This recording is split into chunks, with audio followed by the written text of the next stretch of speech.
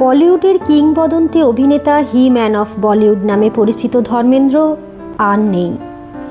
সোমবার 24শে নভেম্বর 2025 সকালে মুম্বাইয়ে শেষ নিঃশ্বাস ত্যাগ করেন তিনি। মৃত্যুকালে তার বয়স ছিল 89 বছর।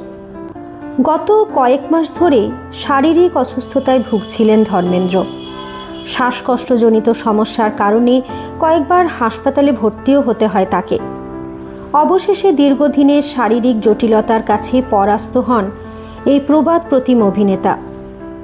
দীর্ঘ 6 দশকের কেরিয়ারে শোলে, ধরমবীর, চুপকে চুপকে, বন্ধন, আনন্দ সহ অসংখ্য কালজয়ী ছবিতে অভিনয় করেছেন ধর্মেন্দ্র।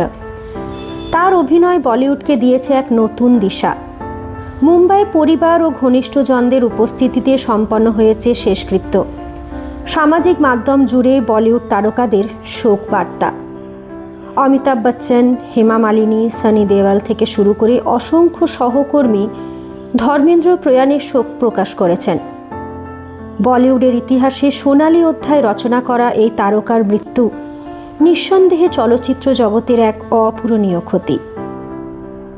ये तीर लोहे का सीना चीर कर पार हो जाएगा। अच्छा, यकीन नहीं आता तो चला कर देख, तेरे यार का सीना किसी लोहे से कम नहीं। दरवाजे पे हजारों लाखों लोग तोहफे देने के लिए खड़े होंगे।